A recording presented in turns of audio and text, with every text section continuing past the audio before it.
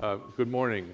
Welcome to the panel on the discussion of Bruno Latour's remarkably stimulating and provocative lectures, Tanner lectures over the last couple of days. All of you are, I am sure, familiar with Professor Latour's work, and I'll make mention of it again in a few minutes. My name is Dan Kevles. I'm a professor of history here at Yale, specializing in the history of science and technology, its relationship to society. We have three distinguished panelists in addition to Professor Latour. The game plan is... Oh, I'm sorry. Can you hear me in the back? Okay. All right. Sorry. I'll speak a little more loudly. I thought the mic would do the job, but I guess it doesn't entirely.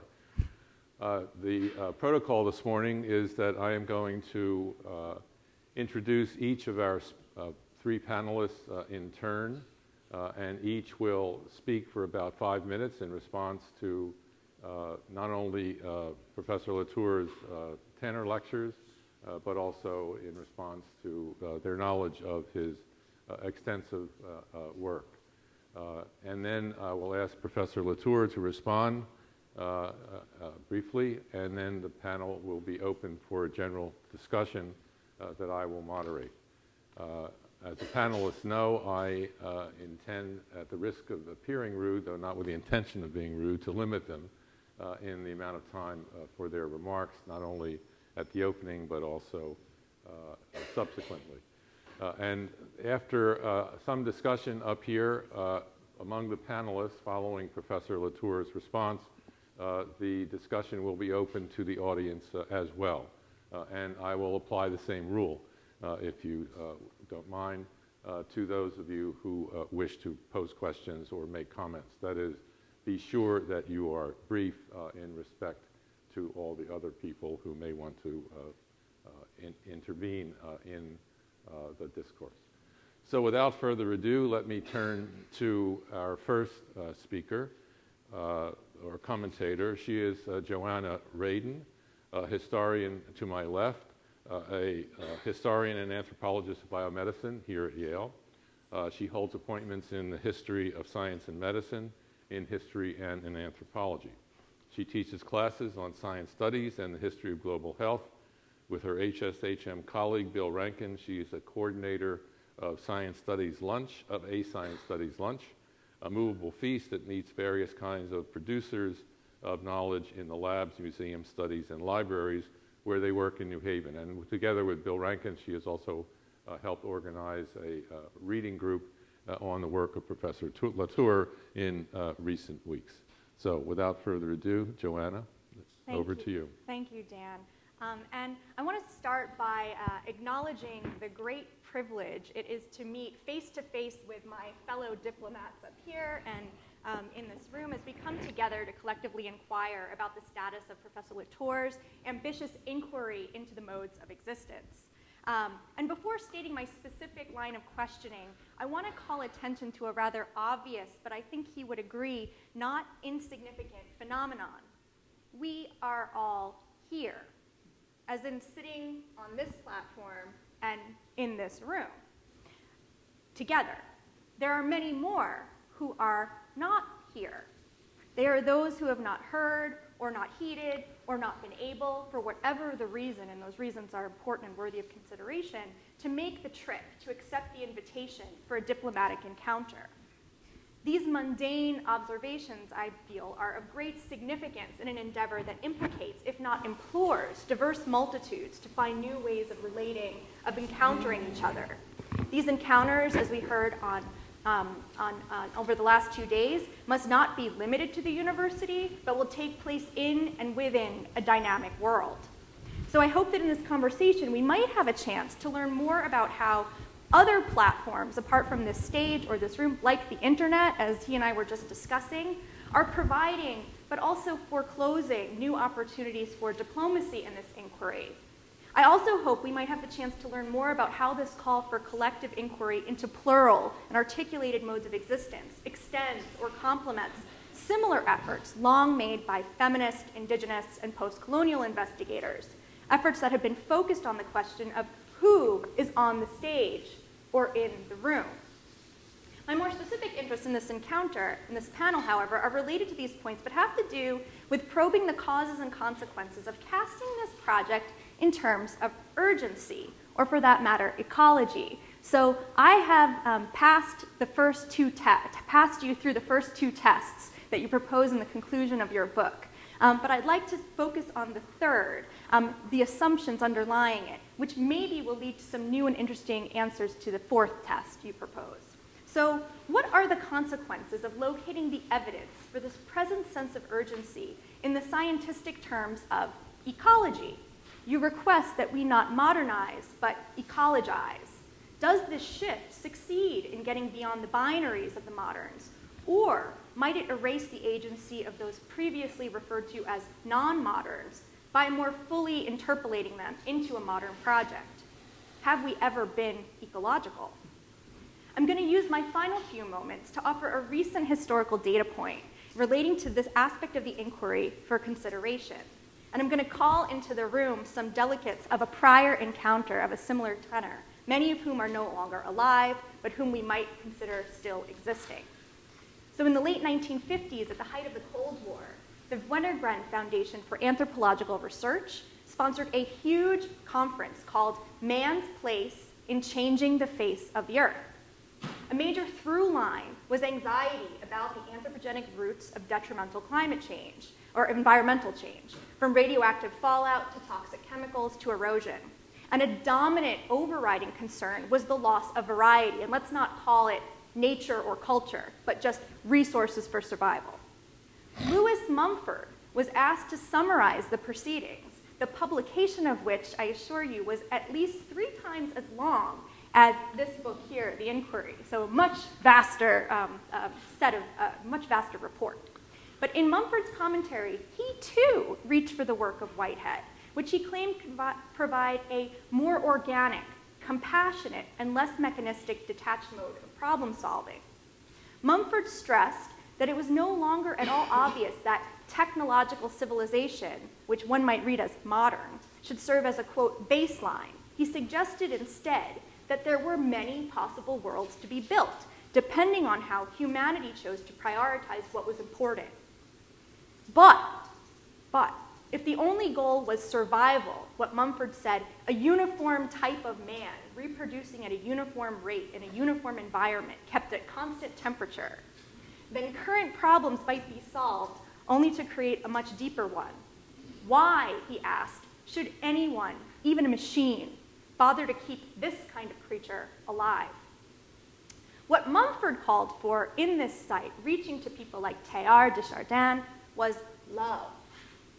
Today, we speak not of the impediments to what Mumford valorized as a human balance, but of the Anthropocene. We're asked to think about what constitutes our values, though not necessarily, but maybe, to ask also for love. Given the incisive questions that you considered at the end of yesterday's lecture on the so-called post-human modes, all the people like Donna Haraway, and modes even that acknowledge the failure of human survival, I come to a framing of my original question about urgency and ecology in view of this history. So this is my question. Who or what does the inquiry seek to make the world safe for? And to put it more forcefully than I did a moment ago, who is we? This might be your prefix, pre. Not who are we, but have we ever been? And what of those who no longer exist? In still other words, is extinction, or the non-existence inherent to a view of the world as dynamic and unstable, fathomable as a mode of existence? Could we entertain a mode of existence, EXT, known as extinction? Can we put it to the test? Thank you. Thank you, Joanna. Our next speaker is Professor Philip Gorski. He is Professor of Sociology and Religious Studies here at Yale. He is a historical sociologist and social theorist whose research focuses primarily on religion and politics in Western Europe and North America during the early modern and modern eras. He is currently completing a book on the civil religious tradition in American public life, and directs a project on the methodology and philosophy of the social sciences. Philip? Okay, well, also I'm very grateful for this opportunity to have an exchange with Professor Latour. Am I live? Okay, good.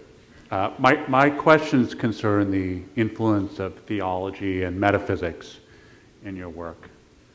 So one way of locating the M project is at the intersection of two powerful intellectual currents. The first to speak with Habermas is the post-secular, and by this, the post-secular. By this, Habermas means not so much a return of religion as a sort of ceasefire between religionists and secularists that would allow, at least for a phase, of dialogue and diplomacy, of exchange of ideas and gifts, if you will. The second current, now to speak against Habermas, is what I would characterize as the post-metaphysical, or more simply, the return of metaphysics. And by this I mean a widespread turn away from the traditional concern with epistemology and a re-engagement with ontology, not only in philosophy, but perhaps especially outside of it. It seems to me that there is a lot of intellectual traffic flowing through this intersection at the moment. Political theology, atheist spirituality, new vitalism, speculative realism, to name just a few of the currents that I've spotted. So if I've properly localized your knowledge activity, if my GPS is registered at least 3 clicks and not just 2, then a number of questions arise. So here's the first. You acknowledge that Rudolf Bultmann's scriptural exegesis has deeply influenced your semiotics. What about your ontology? Are there particular theologians who have been helpful or inspirational as you worked on the M project? And here I should confess that I'm personally particularly curious whether you've learned anything from the pre-modern scholastic tradition, which is really the last generation of American or of Western natural philosophers that seriously engaged with metaphysical questions as their central concern. Now for my second question.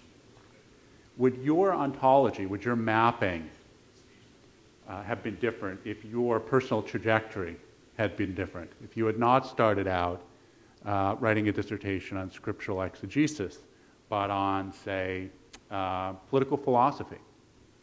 What if you had read Machiavelli and Lippmann before you studied Bultmann and Deleuze? Would your mapping have been different because the crossings would have been different, or the series of crossings would have been different?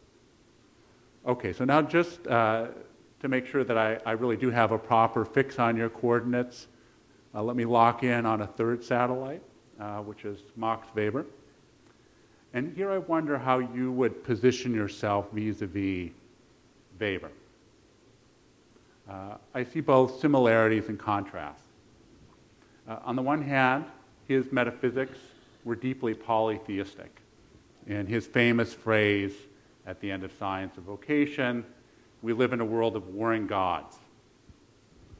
On the other hand, his own personal ethic was fully monotheistic, or to be more precise, monolatrous. That is, he chose one God before all others.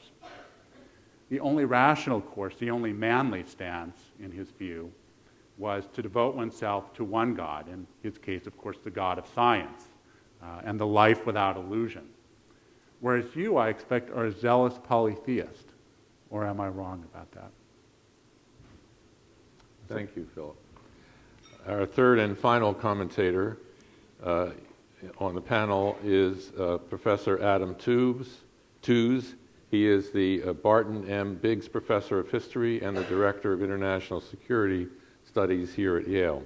His interests range across modern history and social theory, with a particular emphasis on political economy and international history. Tooze came to Bruno Latour's work through his first book on the making of the modern system of economic statistics in the Weimar Republic and Nazi Germany.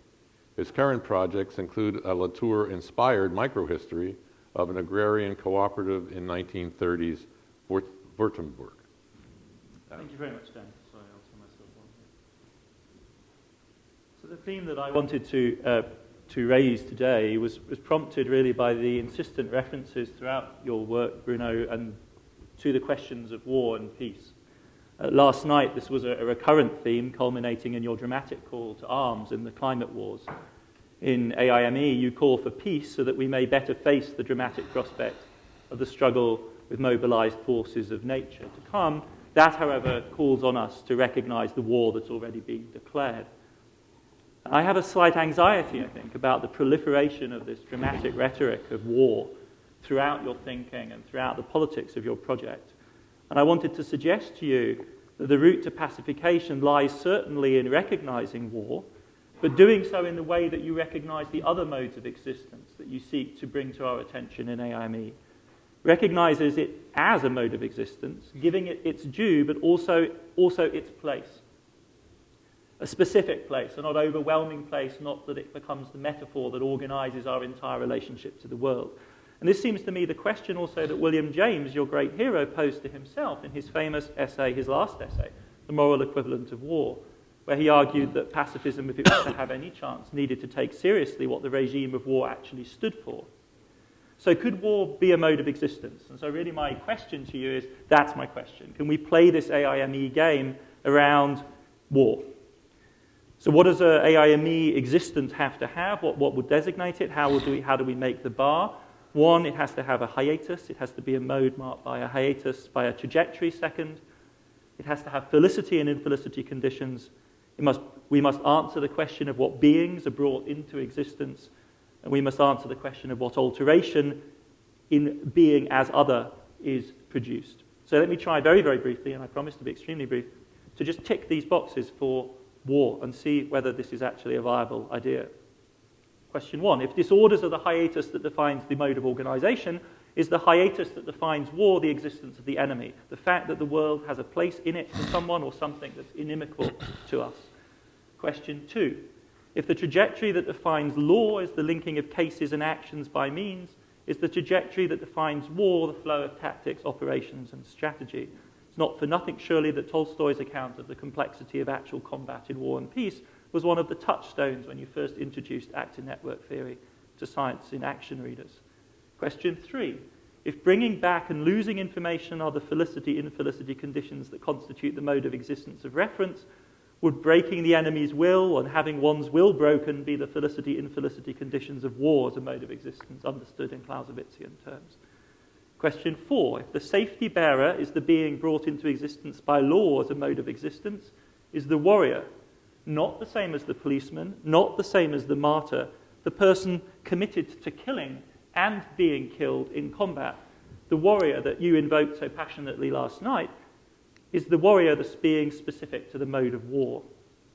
Question 5, what is the alternation brought about? If fiction, the mode of fiction, multiplies worlds, might one say that war divides the world irreversibly through victory and defeat? Marks a before and after. Further condition for a mode of existence to be viable is that it must be able to be crossed with all the others. I see no difficulty here either, rather the contrary, a kind of proliferating set of crossings. My suspicion is that talk of climate warriors is such a category mistake. And if you wanted to look within the military, you only have to take your analysis of the economy and apply it to the US Army after Vietnam to see a bunch of soldiers figuring out that body counts do not in fact translate into what matters most to them, namely victory. So far, so good, you say, but is this just the beginning of an avalanche of similar claims, a 16th, 17th, 18th mode of existence? Perhaps it is, but that's not the spirit I'm making this suggestion in. If my hunch is correct, that revivifying liberalism is one of the crucial things that's at stake in your project, then it seems to me that after law, after religion, after science, after the economy, war is surely one of the risks that haunts liberalism from its inception. You will say to me, perhaps answering in the mode of Merleau-Ponty, Adam, the war is taking place. I speak in warlike terms because we must. The facts are urgent, and I grant you that, and we need courage, sure, but it still matters how we approach this situation, whether we break it through reflection or whether we find ourselves unconsciously summoning the spirits of 1792 citoyenne aux armes. And here I have a final suggestion. In fact, it's an invitation. Many of us want to invite you back. It's been an absolute fantastic experience, but I have a rather specific offering. One of the more surprising things I've learned at Yale is that you can talk not just to climate warriors, but to real soldiers. Indeed, in the Iraq and Afghanistan moment, Yale has been deliberately extending the idea of the university, which you summoned several times, to soldiers, to combatants. Should we perhaps be proposing to engage some of these warriors, and I was thinking particularly perhaps of Stan McChrystal, in an AIME-type conversation? It would certainly make an amazing film. I think we could probably sell tickets. And I have no idea that Yale could summon up the money for this kind of an enterprise. Anyway, I think it would be fascinating to hear how you would deal with war, not as metaphor, but as a reality. Thank you very much, Adam and Joanna and Phil. As I said, Bruno Latour hardly needs an introduction to this audience, but just to iterate a few of his remarkable accomplishments. He is, by and large, I think, an adjunct provocateur of global reach, global in the consequence of the attention given his work, but also global in the scope of his imagination and scholarship. His works range from laboratory life and science in action, all the way up to We Have Never Been Modern, and this rather substantial and provocative tome, his latest from Harvard University Press, which is about the project and inquiry into the modes of existence. Our panelists have proposed what amounts to a rich banquet of questions, and I would be astonished if you could manage to respond to all of them in the brief compass, not only of the next 5 to 10 minutes, but let alone that, but even in the next half hour to hour. So I'll ask you to be selective in your responses and to take between 5 and 10 minutes, and then we will return to the questions that have been raised during the course of the morning, as well as entertain others as well. So, Bruno, with pleasure. Well, thank you first for organizing this. Of course, this is very intimidating because my project, even though it's a big book and a large site, is actually much more modest than that. It starts from actor network theory and trying to detect discrepancy in the way we handle the values which are circulating in these different modes, in these different networks. So it's actually come from a dissatisfaction with actor network theory, which is itself a dissatisfaction with sociology of the social and the nature-culture divide. So in fact, it's located in a very small, compared to the vast question that you raised, it's actually much more simple, and that's why this is one way of answering Joanna's first set of questions. Why is it necessary? I found it necessary to organize a procedure through using the digital technique to try to capture with some of the interested people, face-to-face or virtually, around the detection of this little discrepancy in the way, which I call category mistake, where we suddenly, the we being itself, depending on the way the inquiry moves, but suddenly you feel, for example, if you end at the end of a law trial and you feel dissatisfied because you have not been making your peace with yourself, this is a place where you feel that there is something that you ask from law that law cannot deliver. And it's very simple that. The project is only that, which is crossing detection, sharing the detection, and trying to find out why is it so important that we are becoming sensitive to this category mistake. So the we is, of course, it starts as a local we, those who have never been modern and who don't know who they are. I mean, it's a big anthropological poem. It's a positive version of we have never been modern. It's quite important to decide what have we been and who is the we. Probably the we is now in completely different form than it was 30 years ago when I wrote We Have Never Been Modern. And I think for that you need some sort of procedure. I mean, very simple procedure. And of course, as you said, the website is a bit cumbersome. we wanted to avoid the sort of digital like and not like culture, so that's why the contribution is actually pretty heavy. All of that is really a kludge, and we are moving very slowly on that aspect. But the idea of procedure for that sort of very small inquiry is what I also mean by diplomacy. And here I come to Adam's question.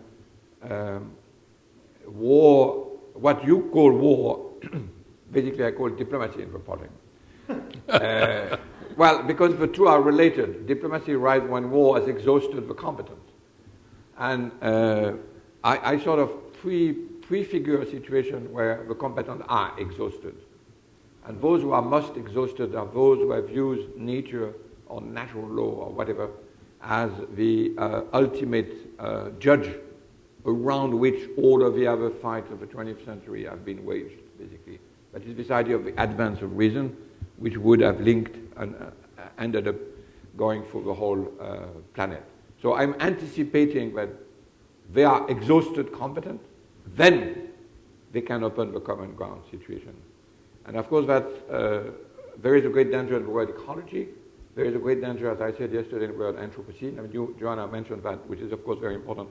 Ecology, but also, and that's one of your other questions, in all of this question around what has happened to those who have never been modern, we keep finding that it has already been said, and it has already been said, and it has already been said, and it has already been said.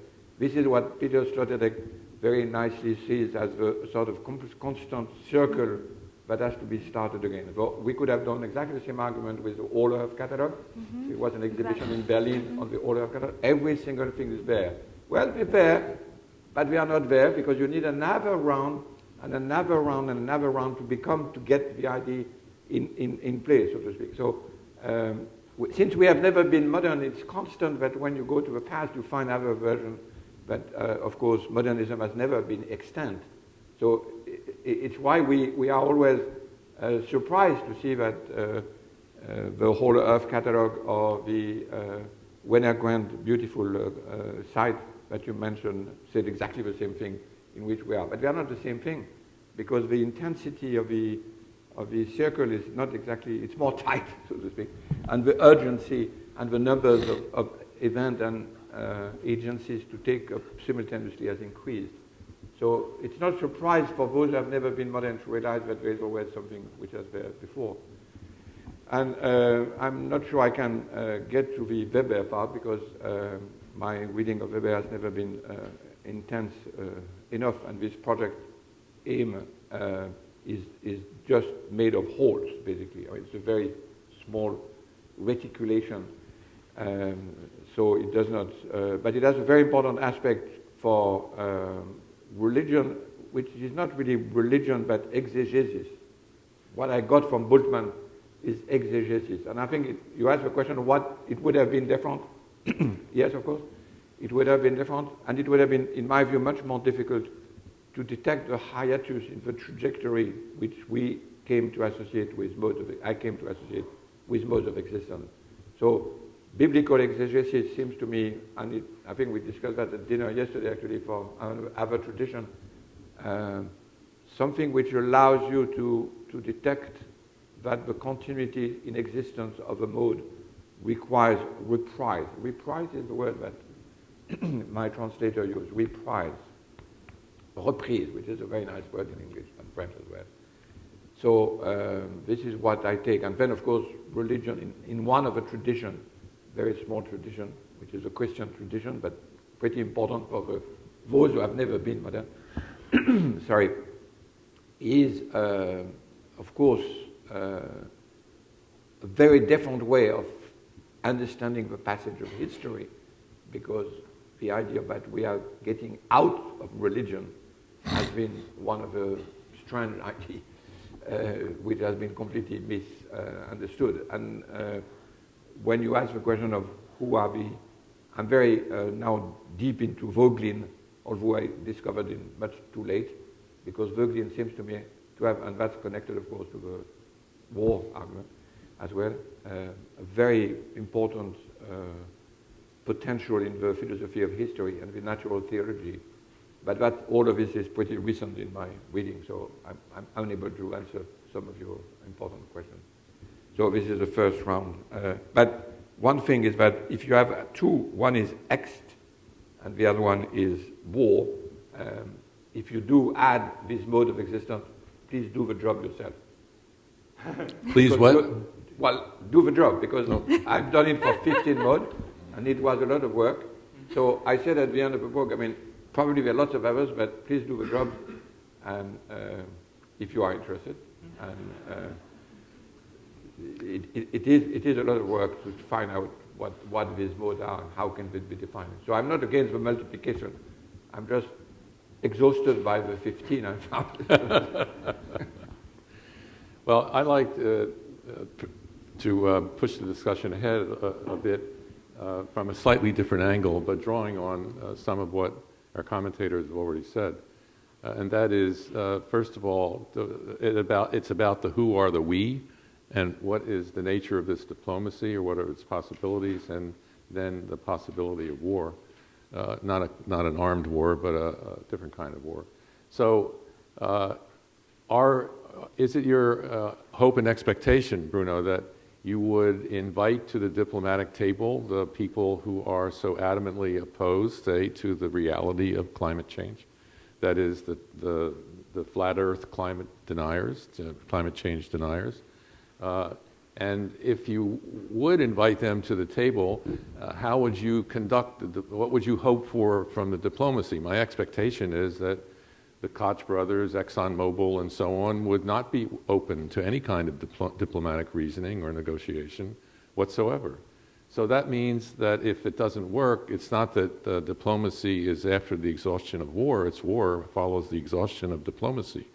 And what we might have to face, or some people are already facing, is the need for political and economic war in the service of the project of trying to come to grips with the reality of climate change. We talk about climate change. There are any number of urgent problems in the world, as you will rapidly recognize, starting with poverty, inequality, and so on. But we'll set that aside for now. But what about the we? Whom can you expect? Whom do you hope to come to the table?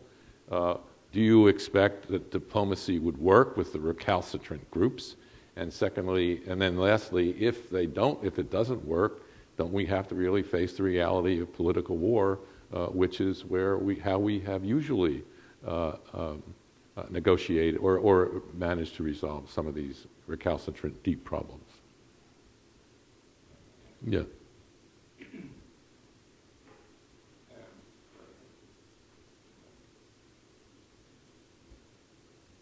Interesting case where, that might actually answer some of Joanna's question.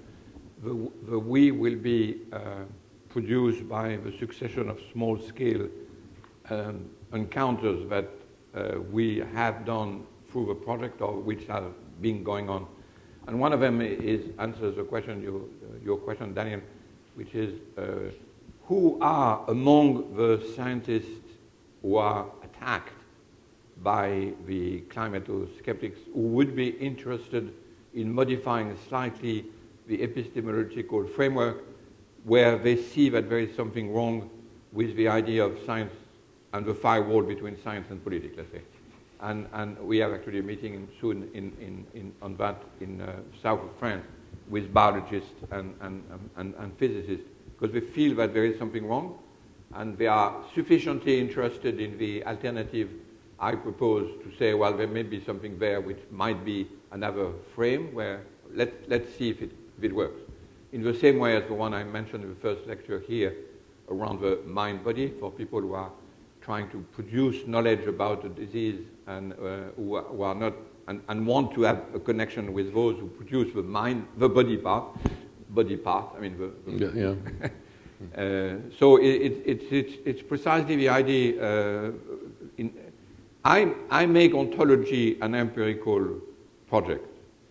Ontology used to be a bit of a decision about what is in the world from philosophers. And here it's just to say, okay, there are a number of issues where people are sufficiently worried about the object-subject classical ways of entering into the discussion, but they might be interested in modifying the argument. Okay? And of course, lots of them are coming from post-colonial studies and feminist studies and science studies, which are the important sources of this inquiry. And then to select and self-select through the use of the website and many other sources of people we hear, architects, designers, organizers, people who are dissatisfied, and then select those and see whether or not they would be interested, not because I propose of their activity a better view, which is not always the case, but if my reading, we had a discussion in Montreal last week, actually this week, about law. I've written a long, very complicated book on very complicated issue of law in France, and it interests lawyers a lot because it gives another version of what the ontology of law is. Let's take that as an example. Okay, well, of course there are many other alternative descriptions of what law is, but they listen to this book and this version of law as a way to respect other modes. And that's where it becomes really interesting. These are the ones we select. If you define law this way, then the science and law question might be different. And that we are interested. Of course, it's not everybody, it's not every lawyer. It's only one or few lawyers in the English tradition. But it's the same with religion. The way ontological pluralism articulated in this inquiry, there are lots of people now, who, including a very interesting theologian, who says, maybe I can reassess my reading of a science and religion debate, which is, catastrophic field of corpses, body counts everywhere, to use your metaphor. So it means it's not everybody, it's about 12 people that we will meet in May in Paris, who are really interested in reopening this question of science and religion using this argument. So that's a way of answering. It's a very small, it's very big, and it's very small. Because ontology is very big in principle, but in fact it's never really found its way of articulating an empirical procedure. And I claim that through these makeshift things, the book, the inquiry, the site, the face-to-face meeting, the decoding of a face-to-face meeting, we sort of weave our way in this sort of procedure, which, again, my metaphor is the middle ground book by White on the Pays d'en haut, which was Canada. And those who are never been modern, suddenly trying to find, well, what has happened to us? What has happened to the others? And of course, the anthropologists, for 40 years, I'm trying to do comparative anthropology, so this is what I'm interested in. In a way, post-colonial was my first interest. I was a colonial. I was in post-colonial in my first job in Africa many, many years ago. And the task, the urgency comes from the fact that the task is new. The task is new. Even if I'm insisting too much on climate change, the task is new to have to decide what is happening to all of those collectives which are reinterpreting the land on which we are, the time in which we are. It's a very big issue taken up with a very small procedure. Okay, thank you. I turn to our panelists. Bill, Adam, Joanna? No, standard crystal is not the right subject to talk to now. I had a much clearer idea from your answer about the kind of procedure that we're talking about. So when you engage in these dialogues with a view to this collective uncovering of category mistakes, the principle of selection is not a kind of standard typical or extreme case, but it's actually a particular type of openness, right, to the dialogue, which is an interesting, and it's not a version of this procedure that I had understood from reading AIM, that when you constitute that group, as you just said, it's a small group of highly selected people addressing an enormous. That geometry is illuminated for me in a new way from that response that you gave. Joanna, do you want to jump in here? Yeah. Well, on this issue of a collective and assemblages, when I really, your way of describing these returns, right? That in my case of the 1950s, which is really the modernization frontier, which you have written about and where you kind of cut your teeth as an anthropologist, that this, you said, the circle keeps going but getting tighter. And it reminded me of a recent book by James Clifford called Return. Jim Clifford being a kind of historian and scholar of indigeneity and anthropology, who's trying to engage in a very similar kind of sense of crisis and problem, reflecting on anthropology itself and its need to reconstitute itself. And to what I hear him arguing for is a need perhaps to break this circle, this historical circle. And the idea of returns is him drawing on this idea of repatriation and indigenous articulation. So instead of the idea of we have never been modern, the subtitle of that book, Returns, is Becoming Indigenous in the 21st Century. So indigeneity not being something that disappears, or non-modernness as something that goes away, but that is intensifying and growing. And I guess reading that book, as I've been reading your book, made me wonder about the possibilities of digging more deeply into anthropology itself and its struggles, particularly over repatriation and the question of returns, questions that are being dealt with at the Peabody Museum here, with returns to Machu Picchu, with the Elgin marbles that you mentioned at the very end in the conclusion of your book. So I just wondered about, is there a possibility of imagining a situation or a future where we don't repeat and say, here's another try of the same thing with the same coordinates? Are there other we's who could be brought into the conversation? Maybe not a soldier sort of dragged in, but people who actually want to be engaged, but perhaps are not or unsure or unclear how to participate in this project of remaking whatever it is that we are. Well, I've not read Clifford's book, but the subtitle fascinates me because if we have never been modern, and then modernism is everywhere on earth, then it means we are all re-indigenizing ourselves, so to speak, and we are now a new playing field, minus the enormous inequality. Again, going deeper in anthropology is, I think, exactly what is happening now in all of these debates and meetings and about what we call the ontological turn in anthropology, which is, and there was a big meeting in Chicago, the word of Descola and Vivero de Castro, Eduardo Cohn. I mean, these are my friends. And we are all trying to get precisely reopen the question of ontology in order to get out of the notion of culture and the notion of belief.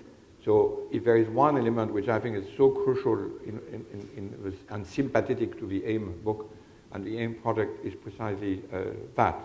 That is, lots of anthropologists are interested in the project as an anthropology project because there is multi-realism in those who were presenting themselves before as sent by the sovereignty of nature to understand all the others as culture.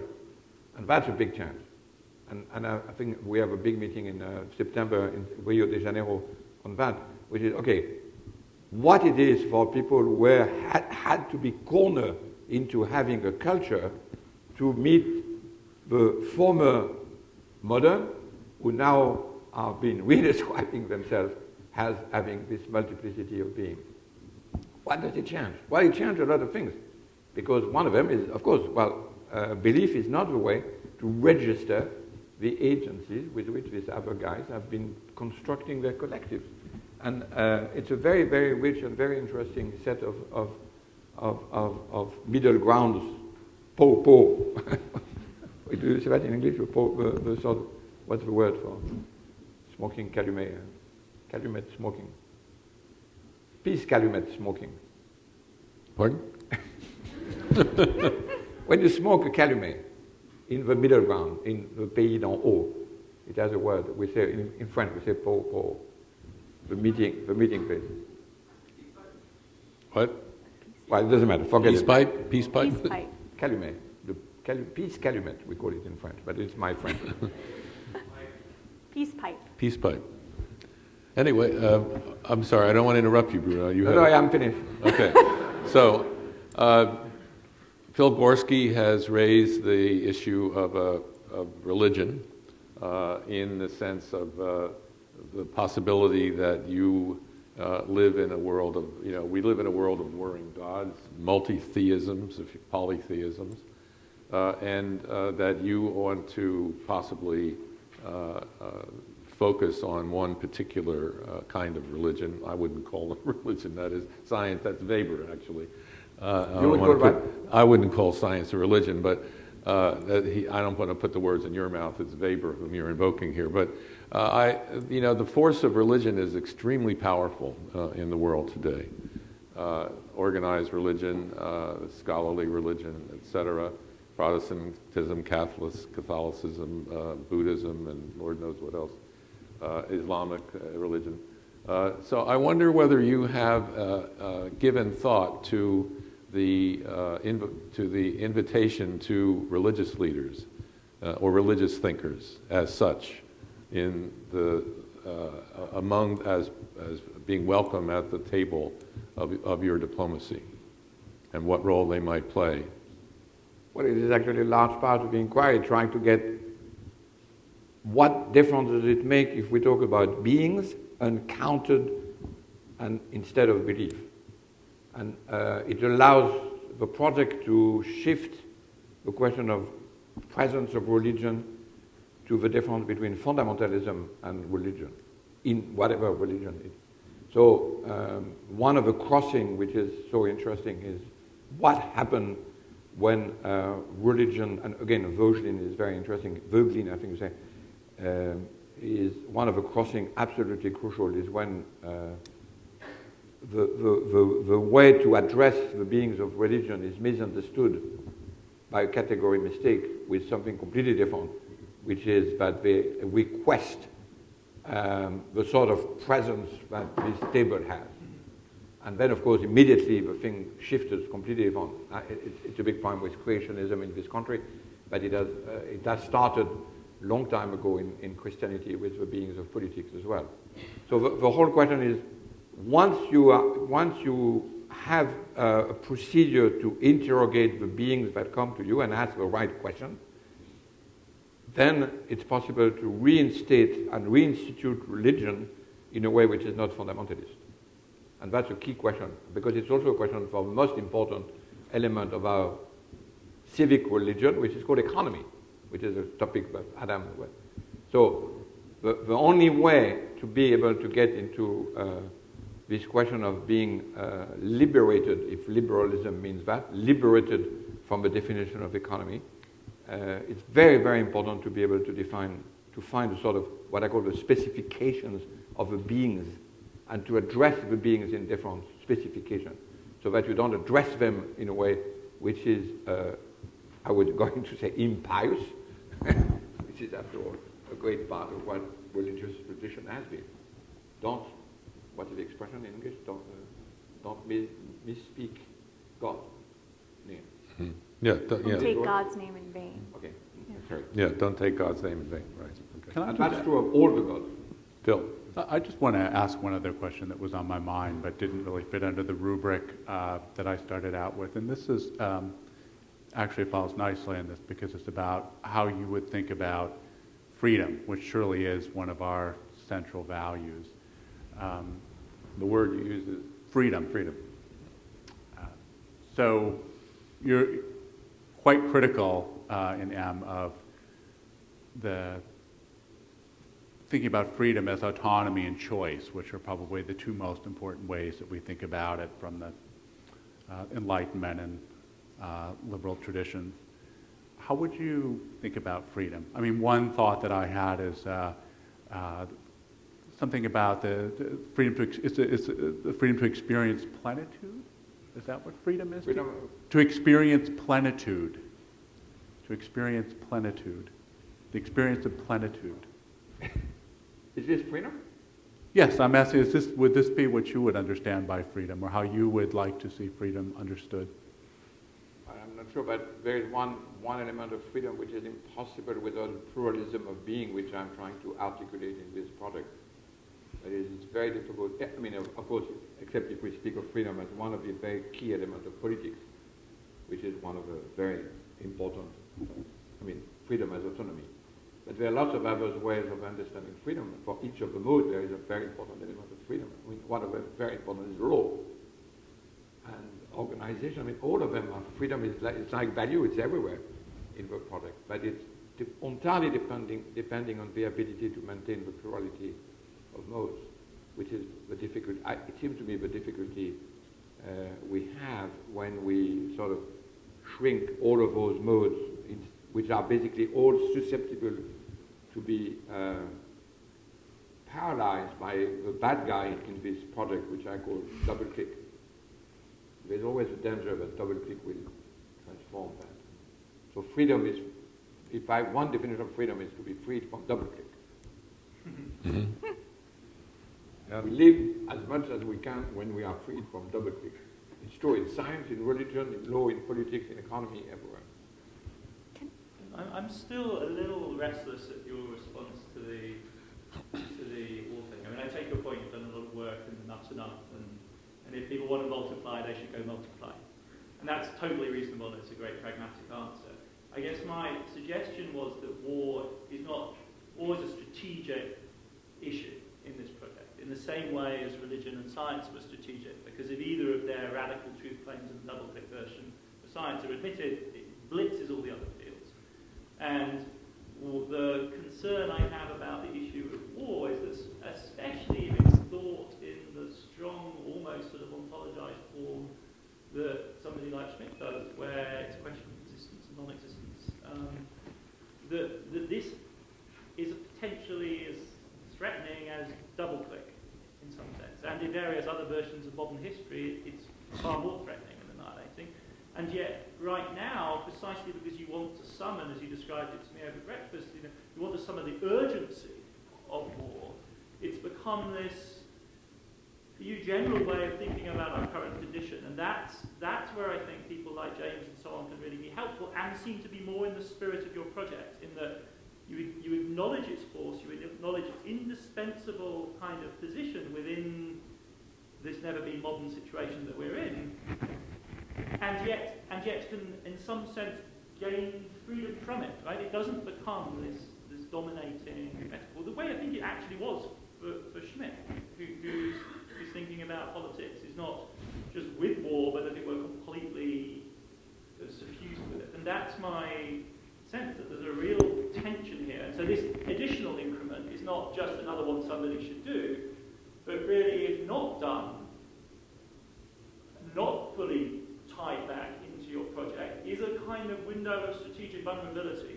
to a certain sort of rhetoric and a certain sort of politics that is inimical to the broader project of this pluralism that you're pushing towards. And coming as a European to the US in 2009, that was a pretty evident kind of reality. The discourse of war was a double-click style, common sense, simple thinking, concluding argument, and it was packed with a bunch of other more emotive meanings. But that's, for me, why I'm harping on this. No, but in fact, I'm ready to be convinced. It's also maybe something which has to do with the American, as you say, European are from Venus and the American are from Mars. Itself a discourse of the double. Well, maybe the readers I had in mind were more the people who are in Europe complacent about the absence of war, and while here it's the opposite. But I'm ready to be convinced. What I meant is that so far, but now I've changed my mind, is that the diplomacy is the meta language, which is the one most essential to the situation. But of course, the diplomacy, if a middle ground argument, is that it's surrounded by the possibility of war at every time, and that's why the urgency of the diplomacy is so big. So, but I perfectly detect now that you have mentioned that the danger of overdoing the toxic element of war, and especially when it's used in political theology. I have to extract lots of poison there, which are in the argument. Maybe I'm trying to move the European out of their complacency too much. After all, they have a long experience with war, which you know very, pretty well. It's also because I want to counteract the influence, to get into Joanna's question about ecology as a substitute to modernization. And ecology, of course, is immediately in danger of being naturalized, and then all of the conflict disappears. Same thing with the world Anthropocene. And so I want to reintroduce the tension which is due to the conflict in order to get the diplomacy. But I might have a war without the diplomacy, and then I lose everything. I completely understand the argument, and I have to now think about it. That's why we need these encounters. I want to assure the audience that in about 5 minutes we'll open the panel to general discussion of questions and comments from all of you. But before we get to that, I will take the privilege of the moderator to pose one last question here, and that is this. As you said, there's a certain urgency to contemporary issue of climate change, and I would say others as well. But as you also said, one finds, if you look back, that it has been said, it has been said, it has been said. But also we can look back and see that in some senses it has been done, it has been done, it has been done. So I would like to ask what role you might see for historical knowledgeability at your diplomatic roundtable. And I have in mind that there are any number of cases to which one can look for reference, guidance, and so on, where the world has been confronted by urgent questions as people discerned them at the time, some of them having to do with ecological issues, and have managed to find a way through and to come to some international agreement. I have in mind two readily. One is the fallout controversy in the 1950s and early 1960s, where people lived in fear of not only of the nuclear arms race and Armageddon, but on the way to it, of increasing frequency of cancers arising from nuclear testing in the atmosphere. The second would be the treaty, the Montreal Protocol, concerning the depletion of ozone arising from the use of CFCs in technologies ranging from shaving cream containers all the way up to air conditioners and so on. And the world did agree to get rid of these things. Now, we have to be mindful of the fact that in the case of fallout, we got rid of nuclear testing in the atmosphere, although, as I recall, didn't France refuse to ratify the treaty because de Gaulle wanted his force to frappe, but at the same time we allowed for nuclear testing in the atmosphere. So in underground. So the arms race continued and indeed accelerated. But nevertheless, we did take care of one thing, which was elevated incidence of cancer arising from radioactive fallout. And then in the case of CFCs, the abolition of CFCs, it was okay, and companies like DuPont, which were major manufacturers, went along with it because there were substitutes. Here, of course, we don't have the luxury of substitutes, easy substitutes for fossil fuels. But in any case, how would you think of inviting historians or making a special effort for historical knowledgeability in the discussions around your diplomatic roundtable? It would seem to me that historical case studies might be extremely illuminating for the project. Yes. Yes. History is indispensable, especially when you think of there was a series of books in France by a guy called Fressoz about the history of dispute around ecological dispute, starting in the 18th century. So the dispute around the danger of the ecology is as old as in the Industrial Revolution itself, which again makes sense because we have never been modern. So, there is no case where you actually have people who are not aware, and this argument is that they are actually very well aware, but they got into it in a disinhibited way, eyes wide closed, eyes wide closed.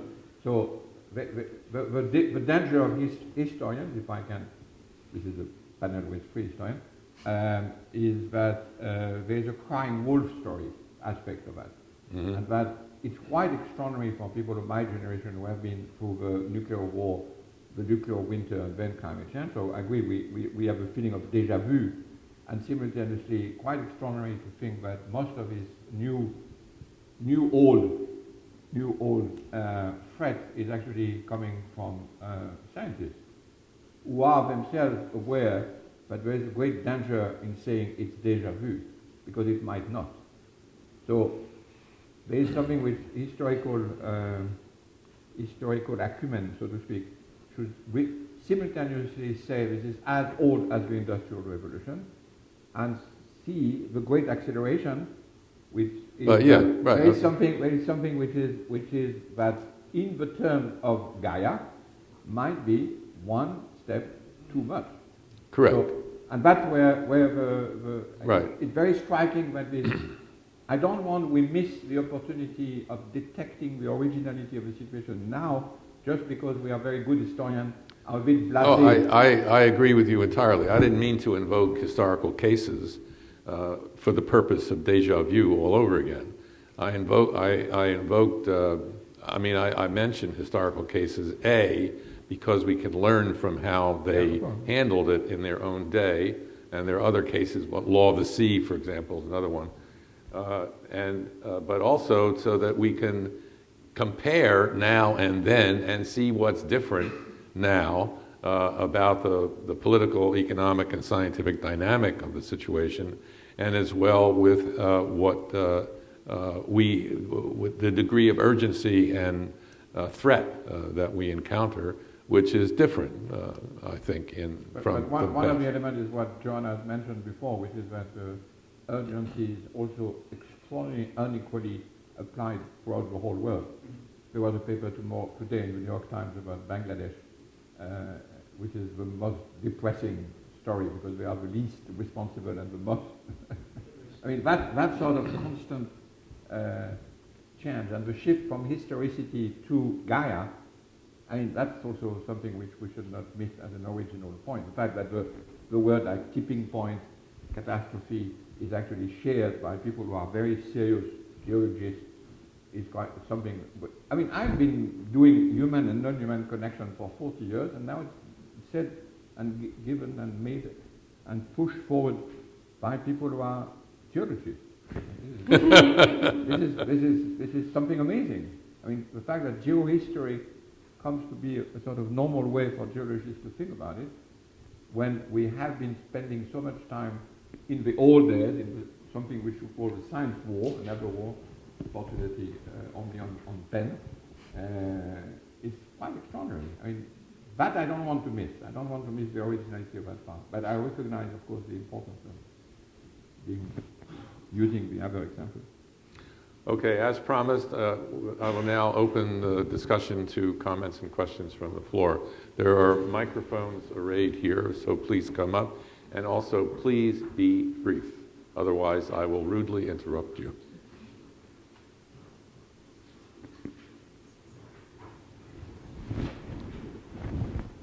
Yes? Johnny?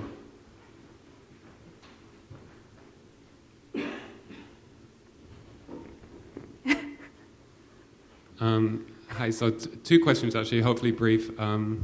Firstly, I was wondering if you could comment a little bit about the ways that you've been enrolled by other people for their projects.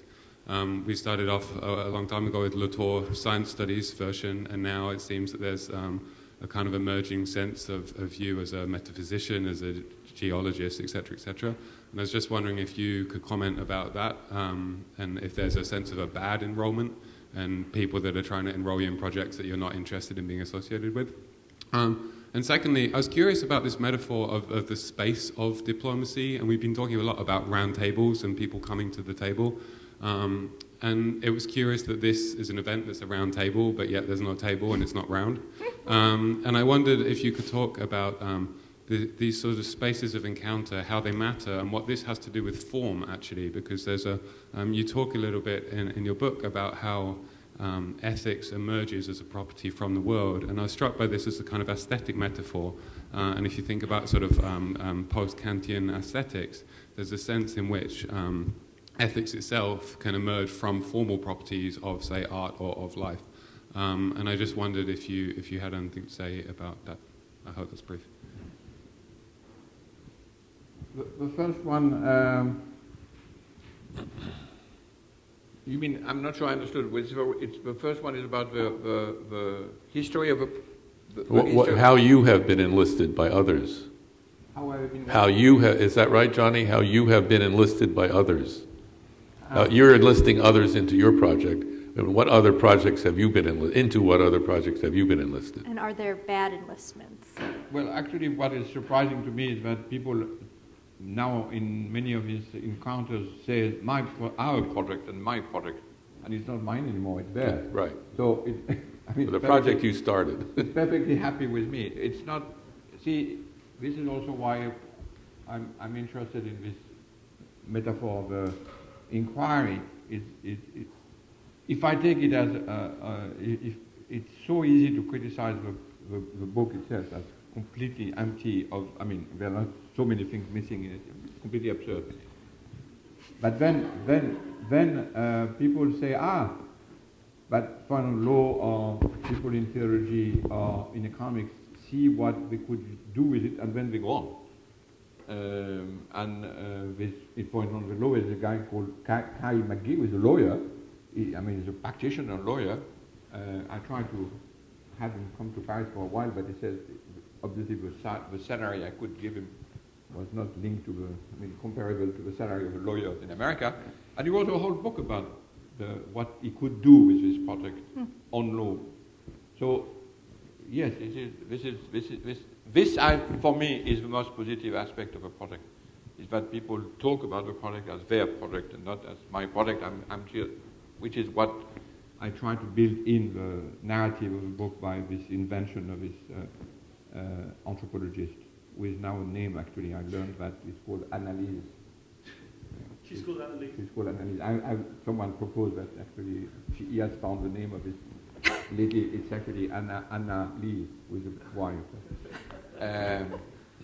Now the second question on form is very important, because in between, among the things I did before, I did also exhibitions, and I found enormously interesting around this question of Roundtable. I did actually a whole big, thick catalog making things public, because of course the Roundtable is itself not round, and it's not a table, and the diplomacy is also about where do we meet and how. This is of course the question that you raised, Joanna. So I learned enormously from my contact with artists and architects and designers during these two exhibitions, especially making things public, which is entirely an experiment to try to bring together the different forms in which it's possible to assemble. So in a way, and I've created actually in Sciences Po a whole program on political arts because of that, which is something around design, basically. Design largely construed. And it's for this project around the negotiation, and actually I'm making lots of sort of quasi-artistic festival around this question of what it is to do the middle ground. How do you present the middle ground? And I'm urged to do that because, pushed to do that because Paris will host the climate meeting in 2015. And I've redone a reenactment of a Copenhagen meeting in 2009, which was a catastrophe. And we redid another meeting in 2011 in Paris with 200 students trying to replay differently the event. So I'm very interested in all of this question, which I think, so it's not, of course, assembling around a table, nor is it assembling around a round table. There's a famous history of Poland after the end of the Communist Party, a long discussion about the round table is not round, etc. But it's much wider than that. For me, the program, the whole project, including the website, is a negotiation on the size of the table, basically. Who is we? What are the credentials of those who are saying, I want to speak? Where do you speak? Where, in which place do you meet? All of these questions are up for grabs. That's what the middle ground is about. So this is why it's very important that, in a way, might be shocking in a university setup, but it's not I'm not expecting an academic discussions about it. It's not a scientific meeting that solves this question. It's a diplomatic encounter. So I was very surprised the other Monday to see a very important lawyer speak and stand up and say, if you take that out of me, I'm no longer a lawyer. If you give me this, then I can give you this. So, because he had a sort of hegemonic view of what it is to be lawyer. And it was very interesting to see on which condition he was accepting to have a sort of networky, limited version of what it is to be law. But it's a deal, basically, and it's a compromise. It's a composition. All of his words, for me, are the important ones. But if you judge a project in a scientific way by saying, does this include this and that, the answer is no. Because it's absurdly big. No one, it's absurd to have in the same project law, religion, and everything. And yet, it has to be done, so to speak. So yes, thank you for the form. I think it's a very important question. Further question? Now's your chance. Yes.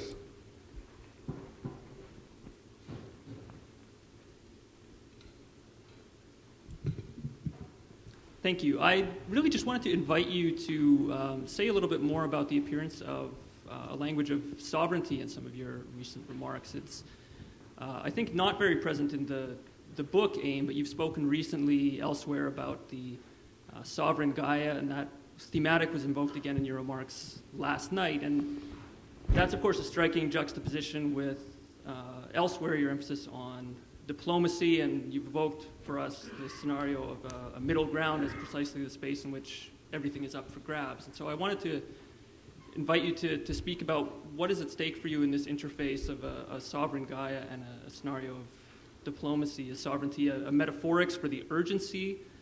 Is this a fundamental term in the new political constellation that you're asking us to imagine? Is this a concept that helps to guarantee the plurality of beings you're inviting us to be open to? Well, it seems I would have to spend much more time here before I can answer this question, because what Adam says and what Philip, I'm completely lost on this question. I'm just trying to push one question, is if we are no longer in nature, and if Gaia is not nature because of a local quality, it exerts or it shows some aspect linked to the older notion of sovereignty. And but so far I'm just playing, it's really a play on word of the two words of state of nature and state of nature. And it seems to me that lots of things which were said in the history, and especially pre-modern history of a state of nature, makes sense now again. This is what I say, the sort of back to the 16th century feeling in which we are in many ways. There's this very interesting book by Stephen Toulmin called Cosmopolis, which is proposing a reperiodization of history where the scientific revolution is actually the counter-scientific revolution, and the 16th century is the scientific revolution, and it has a lot about this argument around sovereignty. So I'm just finding, this is really completely speculative, so I can't really go much further to say, let's try to understand what it means to be under, in a situation where there is no geopolitics, there is a Gaia politics. Basically it's from geopolitics to Gaia politics. Geopolitics suppose that the sort of ground on which the nation states do their politics is relatively stable, let's say. Now that the Gaia politic means that Gaia reacts very fast, and is completely indifferent to our it's simultaneously indifferent to our fate and extraordinarily reactive to our fate. Stenger says she's tickling? She's chatouilleuse. Ticklish. So we are under this, inserted in the quasi-sovereignty of a ticklish, indifferent entity. That's the situation we're trying to map, but I'm, as you see, very far from being able to go much further. If any of our panelists want to jump in response to these questions, feel free to do so. So please keep your responses short. Sorry. Yeah, we have two over here, so in order. But one was a big question, so that's why I couldn't go very fast. Oh, no, I wasn't chastising you, Bruno. Hi. Yeah, just following up kind of on this question of the diplomatic roundtable and granting it as the form that you're using, and also thinking about this idea of bad enrollment. I'm kind of interested in who might be the kind of deviant readers who are excluded by this concept of the middle ground that you're pointing to as this space where people meet, or how your project might avoid any totalizing or homogenizing tendencies by kind of maybe focusing on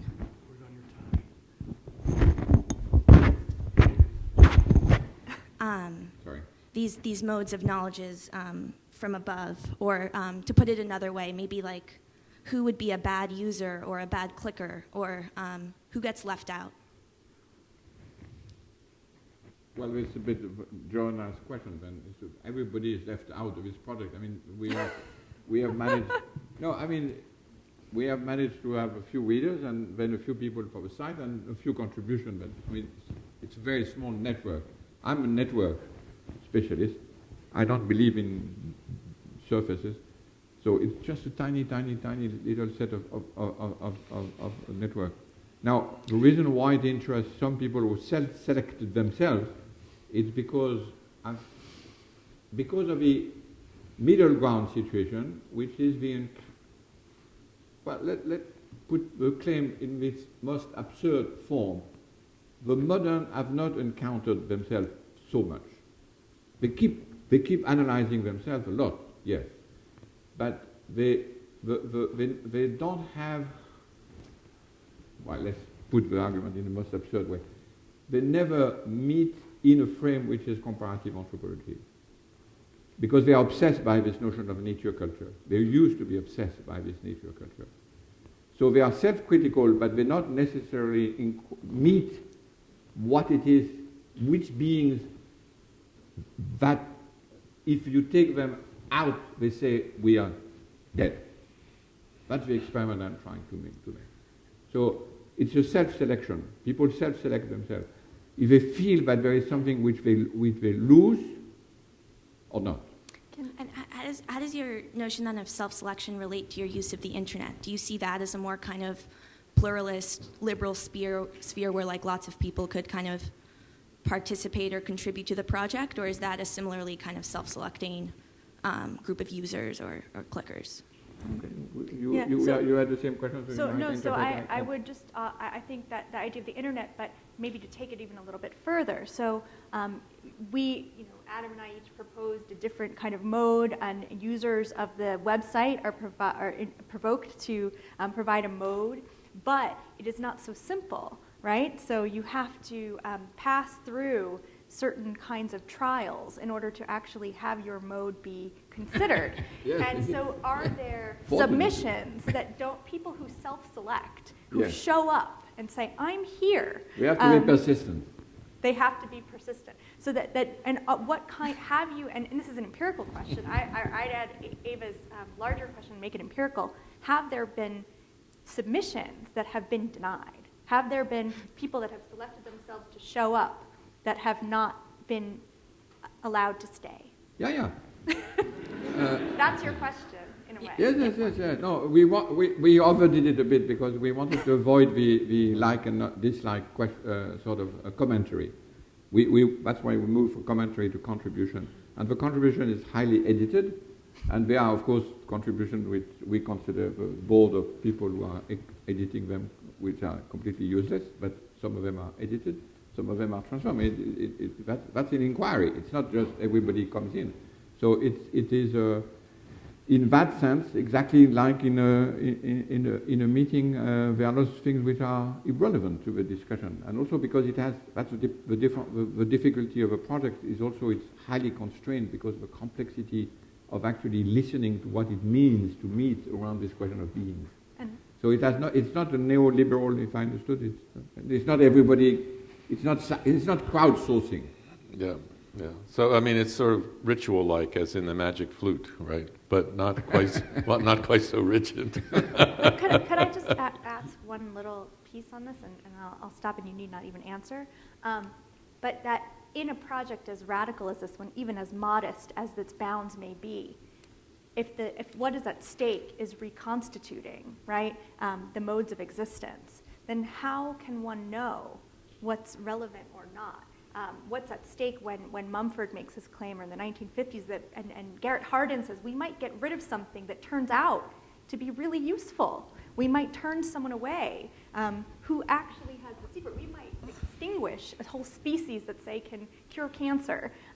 So I just wonder about how can one know what's relevant, what's necessary for this project. One does not, and there's no referee, and Yeah. we have to start again. And that's Start why again. this is a provisional report, which will be discussed at the end of July and rewritten, and then we start again. And it will be presented to a group of people who will play the role of a sovereign, Dipesh Chakrabarti and others, and they will probably say this is completely ridiculous, and we start again. I mean, that's the whole idea of an empirical ontology. I mean, it can't be stabilized.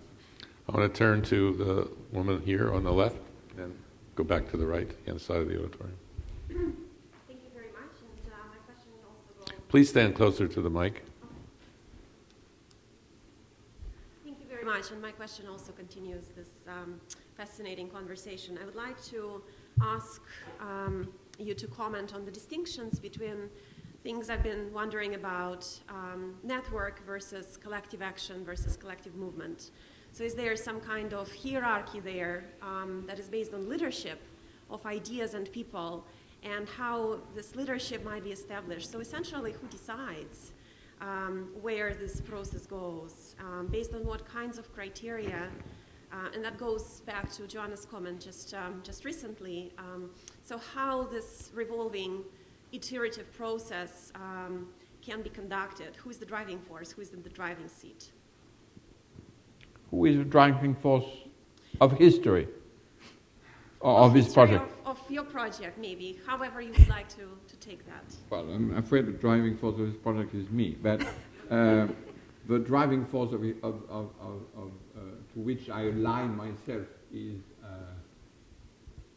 geostory. Is that? I mean, this is a problem of Dipesh Chakrabarti's paper. I mean, who is the agent of the history in a geo-historical situation? If I understood vaguely the argument. If it's no longer the modernizing front, the modernizing frontier, the question of leadership, if I understand, which is also interest and collective action, I think I take it in a much sort of preliminary way, which is what it is to collect and what are the collectives. The collectives, so this is a sort of preliminary question. The collectives are, first, they are not societies, they are collective, and already that makes a big difference. Then they are not in nature, that's a second difference. They are sort of suspended in this sort of strange situation which is now called the Anthropology. Third, they are not made of humans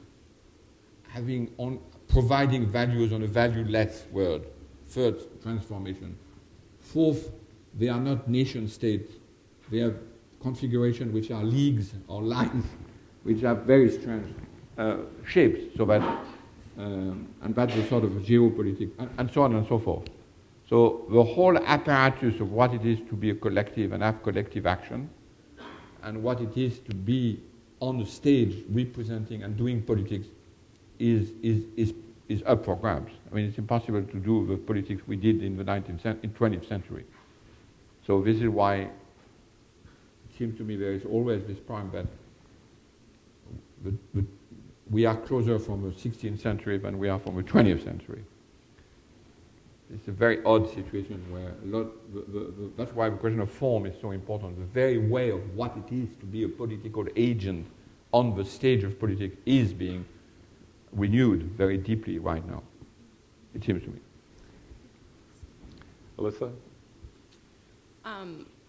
That, I think, is also leading up to my question, which is about how we might use these new ways of thinking about ontology to form collectives that are enacting, I guess, a politics beyond, beyond this room, beyond the round table. And I think, you said a few minutes ago that this isn't going to be decided academically or settled academically, and I agree, but we've been talking a lot about credentials and belief, and also, of course, like who is included and whose credentials are recognized, but it seems to me not that just that they are recognized, or the question of not just who gets to recognize, but how people make their claims recognized. And so I'm curious, if you see something at like Timothy Mitchell's Carbon Democracy, where you have humans that are acting politically, but with knowledge of and use of or interaction with form and materials and non-human thinking about political forms beyond a set of humans, how we might think to insist on democracy, to insist on their inclusion in a process, how we might think of, I guess, a collective form that is using these sort of new thinkings of ontology to not just say, who will make a decision about who is recognized, or who will we decide has a claim that's recognized, but who will get to say like how people who aren't in this room, who are on their table, who aren't participating in the project might say, we need a forum where we can participate and we are participating, and making a claim to the democracy of things, or whatever, democracy of things and people, or whatever it might be. Yeah, I think we are still going into around the same question, which is how do you file your protestation and complain about modes of existence? And I think it's exactly the way I understand it. File your protestation, and that's the site we invented is actually made. I mean, still we are going to get a better version next week, but to file your protestation and say, if you define, let's take something which is less dramatic than the case we took so far. I've spent about 15 years trying to understand what the technical project is. And it's quite amazing, but given the importance of technology in our society, it's still so difficult. I mean, we know that, to define what a project is, a technical project, which has nothing to do with a technical object. It's a technical project. It's a mode of being which surrounds us everywhere, and for which we have extremely poor vocabulary because of its extraordinarily difficult time dimension, and that's what STS has been great at. Okay, well, I understand perfectly that there are lots of engineers who would say, if you define technology in this way, in a sort of quasi-Simondon mode of existence, I feel that I lose something very important for me as an engineer, which is mastery. I'm the one who are in control. Let's say. Okay, so then we begin now the negotiation. The negotiation is, okay, if you lose the idea of mastery and control, but you get the idea that it has this strange time dimension, which is you completely forget in your definition of technology, what is lost and what is gained. Now, in order to get that, you need documents. And that, here, we are a bit too many to do that. I mean, that's why it becomes interesting. The inquiry every time becomes interesting when you get on the document. And you see, okay, on this part of the document here, there is a clear category mistake about what mastery means in technology. I take voluntarily a case which is less dramatic. But I can take another example, which is, we have this meeting in May about the religious being. One big problem is, of course, they are defined in so far as ways of speaking. And that's not enough as a claim, even though it's the beginning of St. John's Gospel. But it depends how you interpret St. John's Gospel, and there is here 2,000 years of theology about that point.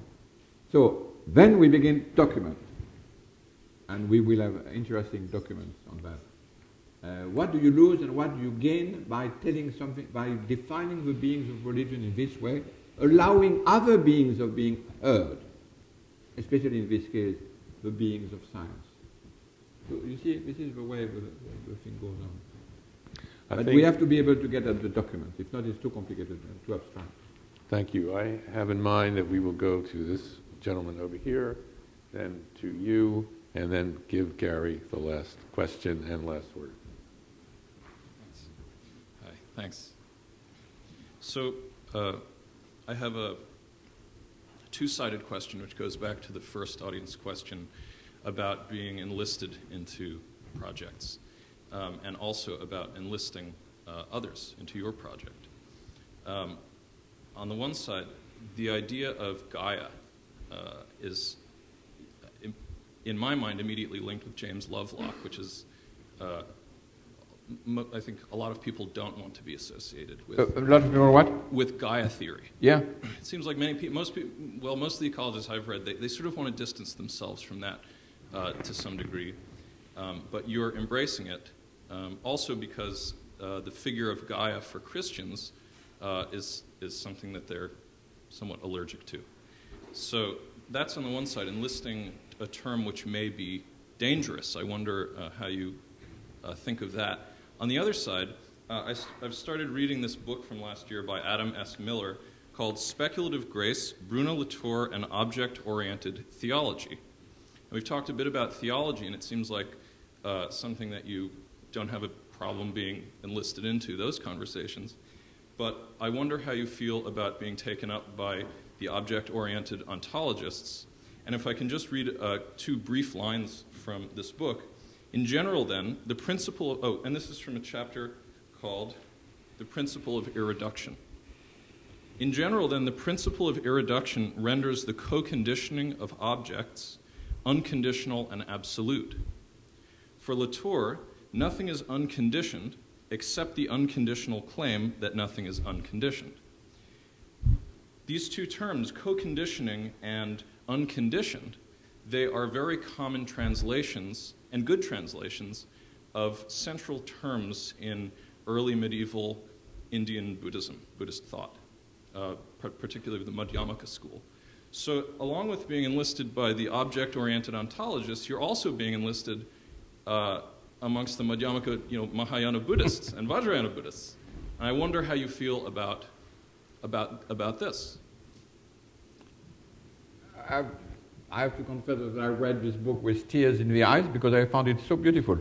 Yeah, I think so it's nice. I found it was, and I was amazed to learn that it was written by a Mormon theologian, actually, even more interestingly. So, I mean, is it a problem to be enlisted? You have no control on who is doing what you do with the argument, but I found that it was a very beautiful case of someone who says, the beings of world are being misassociated by category mistake with the theology of a metaphysic of God, and there might be other ways of doing it, and this is what is in the AIM book, and I'm trying to do something with it, he says. I mean, this is ideal for me, because that's exactly the sort of thing I'm interested in. To give, so maybe I'm not so keen on the object-oriented, I mean, you mentioned them too, Philip, what you call speculative realist guys.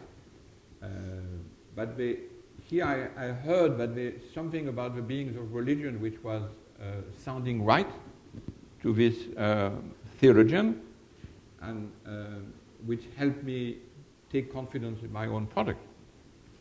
So, I mean, I don't think there is another way. You had the first question. Oh, Lovelock. I love this idea. Well, first, I love Lovelock because he has an amazing name. How can you imagine being called Lovelock? And also, he's completely, he has moved from being a maverick to being some sort of, I mean, he's still a maverick in many ways, but now it's called geophysiology, or, I mean, there are lots of other words for that. So I could use the sort of banal word, but Gaia is a beautiful term. It has a fascinating association with the old mythology, where Gaia is actually a very interesting character which precedes the gods. So it has the whole history of Gaia itself, etymologically, is extremely interesting. And I found, I don't know about here, but I found that many people now in science of geomorphology use Gaia almost alternatively with other expressions. So it is exactly, and there are also people who do ritual with Gaia. So it covers the whole set of things I'm interested in. Mythology, New Age, rituals, hard science, maverick science, technology, all the things I like, so to speak. So it's a mess. Gaia is a mess. But Gaia is a mess. So it's a good name for that. It's exactly the sort of uncertainty about where we are. So now Lovelock is, of course, a bit senile, and it's more and more difficult to follow what he says, because it goes in all sorts of directions. But I've learned enormously from it. And because it's not, contrary to what people say, a cybernetic system at all. The composition I've read very carefully Lovelock. In his own writing, the Earth is not a system, and even though we use cybernetic often, the composition of the beings making, if you compare, if you mix Lovelock with Margulis, who was actually one of the main actors, it's an uncomposed Earth. And that's why it's so interesting. It's made of completely different agency going in all sorts of directions. And Margulis gave to this Gaia its energy and multiplicity, which I like too. I hope this answers the question. That's good. Thank you. I have maybe a smaller scale question, but I wanted to ask about the relationship of the idea of charisma to this scene of diplomacy. Charisma is an older term. It's often used as a figure for the arrival of new energy, so it would be the place where politics could start again. It's a figure of suspension of rules. It's a figure for foundation and so on. It gets back to our earlier nod toward Weber. But it also seems to be a kind of a place where the diplomatic doesn't happen, or where we are dubious about it. So today we talk in the ecological movement about charismatic megafauna and our worry that perhaps the attempt to save the polar bears is going to keep us from doing something else, but others will say, no, you need more faith in charisma to get the energy going to help along the way. How do you think about charismatic things, say foundation figures, people who start movements like this, in relation to these scenes of diplomacy where there isn't an articulating state between people? Yeah, I've heard a lot about charismatic animals. I have a good friend who studies sheep, and she says, my sheep are as charismatic as the baboon she studied before, because sheep are actually a very lively social connection, which she discovered. I think I have no idea about charisma before you ask your question, but it has to be sink in.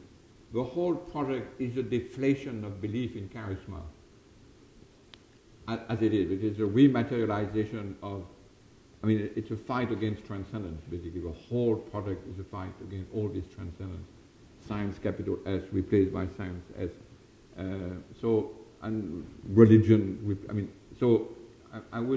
my first reaction would be, charisma is the last thing you wish to bring in.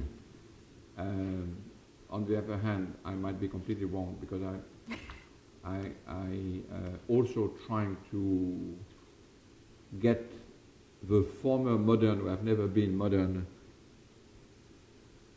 to believe in themselves again, so to speak. And that might be something which is pretty close to charisma, if I understand your question.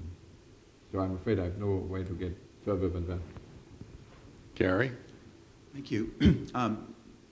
I'm feeling pessimistic at this moment in this conversation. So before I ask my question, I'll just announce that there are coffee and snacks down the room, down the hall, as soon as we adjourn here.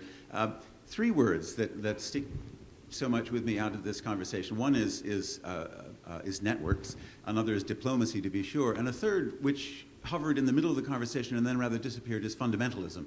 And these networks, you've spoken so wonderfully these last 2 days about the nature of these networks, by which our participation at all moments in agencies that extend in all directions is uncovered and revealed rather than covered up. Diplomacy, I can see jibing with this notion of networks and this dispersed agency in very, very rich and productive ways. But it comes up against the stumbling block of fundamentalism. And fundamentalism, of course, is not just religious fundamentalism, but it is corporate fundamentalism and economic fundamentalism, and by the way, scientific fundamentalism and even humanistic fundamentalism within the university. And against all these, this seems to be the place where a category shift, networks don't mark off categorical shifts, but this seems to be the place in the conversation today where a categorical shift still hovers that is a real stumbling block to diplomacy. So how would you? Well, that's a very important question, which is that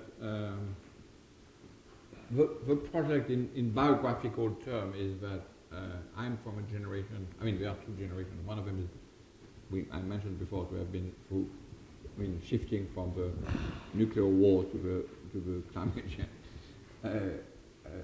always under the threat, so to speak, and simultaneously being in the wealthiest part of the world.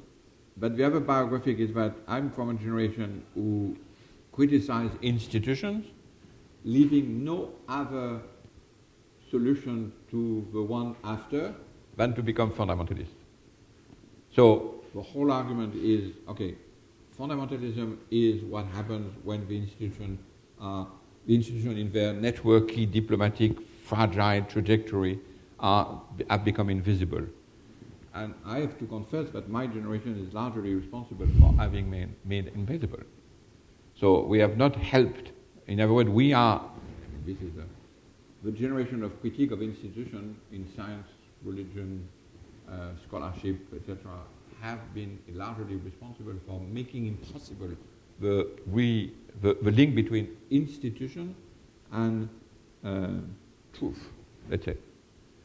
So then what the only solution is the next, if you want truth, let's get in the foundation.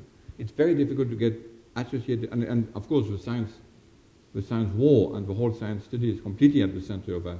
It remains impossible to say simultaneously it's constructed by a fragile institution of scholarship and it's true. And that's why I'm so obsessed by the climate dispute, because that's where that should be the most obvious place. I mean, where you have beautiful institution, almost a complete consensus of a scientist, and it's still seen as a critical thing. So there's no way to be non-critical about the institution. And that's this very fragile situation. Basically, the AIM project is entirely a sort of machine to try to say, okay, can we simultaneously reinstate the notion of institutions and truth to fight fundamentalism, basically. And of course, it has to be done in all modes at once, because if not, you have one. If you don't do it, this is also the bizarre, but I think necessary features of a project is it's ridiculous to attack all these questions simultaneously, but it's also because they have to be attacked simultaneously. If not, you always have either science or religion or politics or economy which escape, so to speak. So in a way, this is the project, which is what is the source of reinstituting through these very fragile, immanent networks every of the great values that we mentioned: science, law, politics, religion, state, economy, and so forth. And Gaia, being. I could not have asked for a better, more incisive summing, an eloquent summing up of not only your project, but also its aim and your hopes for its outcome. I want to thank you, first of all, Bruno, for joining us for these 2.5 days, and for your patient and telling responses to our comments and questions, both up here and from the audience. And of course, I want to thank our panelists, Joanna and Adam and Joanna Radin, Adam Tooze, and Philip Gorski, and thank all of you for coming, and to the Whitney Humanities Center for its generosity and thoughtfulness in hosting both the Tanner Lectures and this panel discussion this morning. You are welcome to join us.